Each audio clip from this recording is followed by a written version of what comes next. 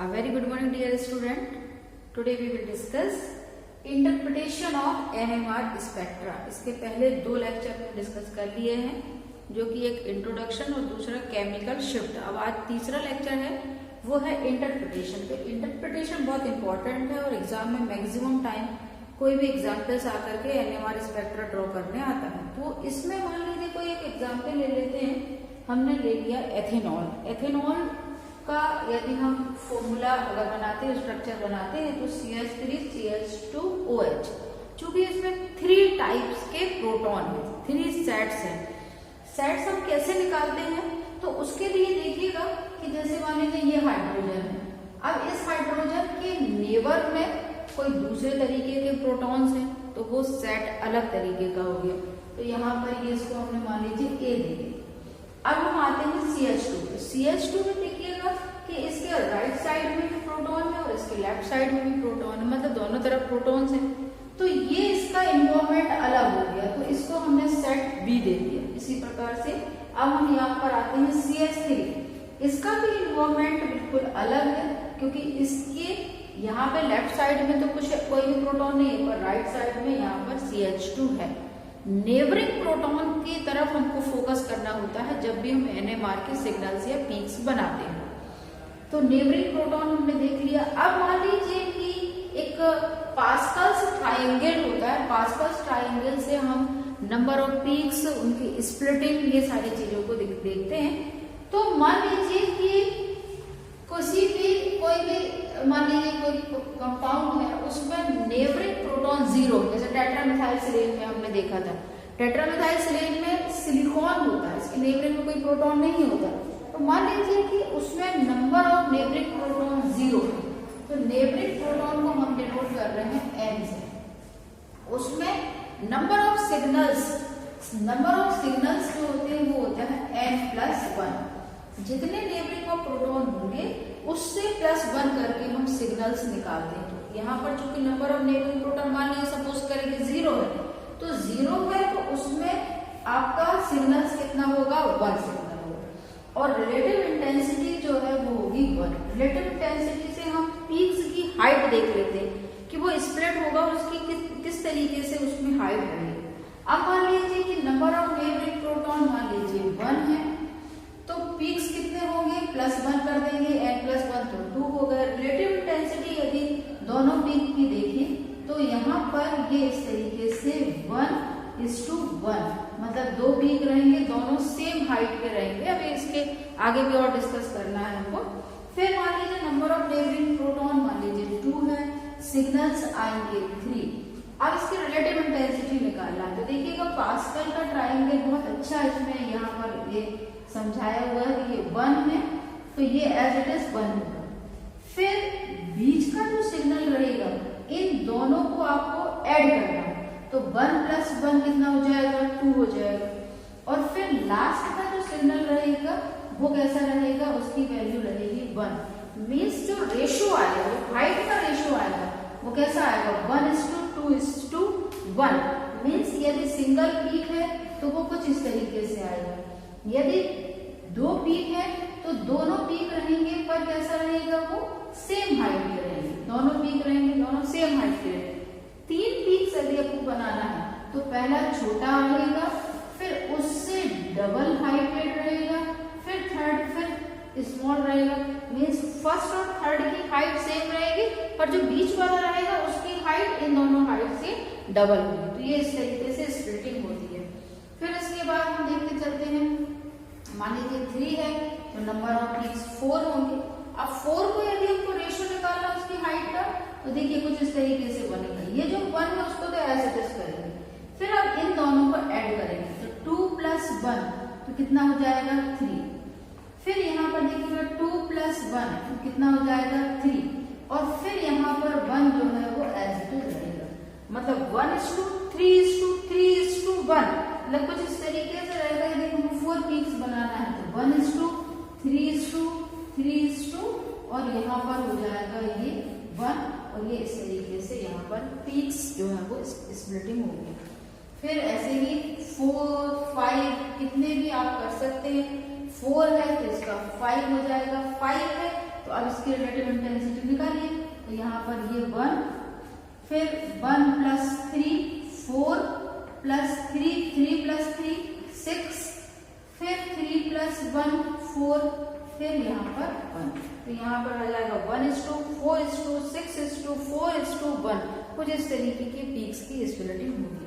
तो ये आप कितना भी आगे आगे करते चले जाइए, आपको इसके आगे आगे भी पूरे पीक्स की हाइट और उसमें कितनी रिलेटिव इंटेंसिटीज रहेगी पीक्स की वो हम निकाल सकते हैं। यहाँ पर और एक लास्ट देख लेते हैं। 4 + 1 5, 4 + 6 10, 6 + 4 10, 4 + 1 5, और फिर लास्ट में हो जाएगा ये 1। तो पीक्स की कितने रिलेटिव इंटेंसिटी होगी 1:5:10:10:5:1, और ये इस तरीके से मिलेगा। अब हमारा जो यहाँ पर एग्जाम्पल लिया है, उस एग्जाम्पल से हम उसकी रिलेटिव इंटेंसिटी और उसके NMR को बनाना सीखते हैं। तो उससे हमको और अच्छे से ये क्लियर हो जाएगा। तो ये टेबल बहुत अच्छे से हम देख लेंगे, सारे जितने भी तरीके के NMR स्पेक्ट्रा रहेंगे उसमें नंबर ऑफ पीक्स कितने रहेंगे, सेट्स ऑफ प्रोटॉन के अकॉर्डिंग रहेगा, नंबर ऑफ नेबरिंग प्रोटॉन देखेंगे और उसके अकॉर्डिंग रिलेटिव इंटेंसिटी देखेंगे। अब इसमें जो यहाँ पर हमने एथेनॉल का जो एग्जाम्पल लिया हुआ है और करेंगे, तो उसको सॉल्व करने के लिए हम सबसे पहले ए प्रोटॉन की बात करेंगे। तो ए प्रोटॉन में हम आपसे पूछेंगे नंबर ऑफ नेबरिंग प्रोटॉन कितने हैं, 2 हैं।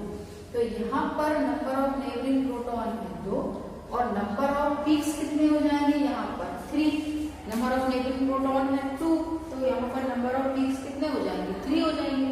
तो 3 हुए, और उसके बाद जब रिलेटिव इंटेंसिटी रहेगी तो कितनी हो जाएगी 1:2:1।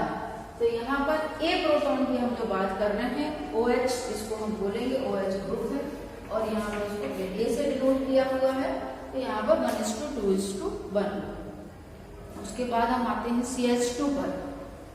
तो CH2 को हमने डिनोट किया है B से डिनोट किया है। तो वहां पर नंबर ऑफ नेबरिंग प्रोटॉन की बात करेंगे। तो नंबर ऑफ नेबरिंग प्रोटॉन में लेफ्ट साइड का भी काउंट करना है और राइट साइड का भी काउंट करना है। तो लेफ्ट साइड में है 3 और राइट साइड में है 1, तो टोटल नेबरिंग ऑफ प्रोटॉन कितने हो गए 4। तो नंबर ऑफ नेबरिंग प्रोटॉन हो गया 4। नंबर ऑफ पीक्स जो हम कहते हैं उसको हम किस तरीके से n+1 करेंगे, तो ये हो जाएगा 5। और 5 होने पर जब उसकी रिलेटिव इंटेंसिटी हम निकालेंगे तो वो क्या होगी 1:4:6:4:1। ये इसके पहले अभी हमने निकाला था, इंटेंसिटी इस तरीके से होगी। फिर हम आते हैं C।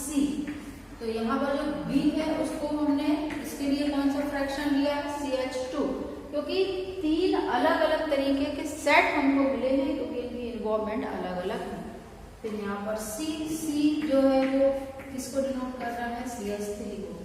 अब आपका क्वेश्चन हो सकता है कि इसमें नंबर ऑफ नेबरिंग प्रोटॉन हमने 2 कंसिडर करे, पर आपको लगता होगा कि ये भी तो है, पर इसमें सिर्फ नेबरिंग यानी एडजेसेंट प्रोटॉन को ही लेना है, उसके बाद वाले किसी दूसरे प्रोटॉन्स को नहीं। इस केस में क्या हो रहा था कि ये बिल्कुल इसका एडजेसेंट थे दोनों तरफ, इसलिए हमने दोनों को काउंट किया।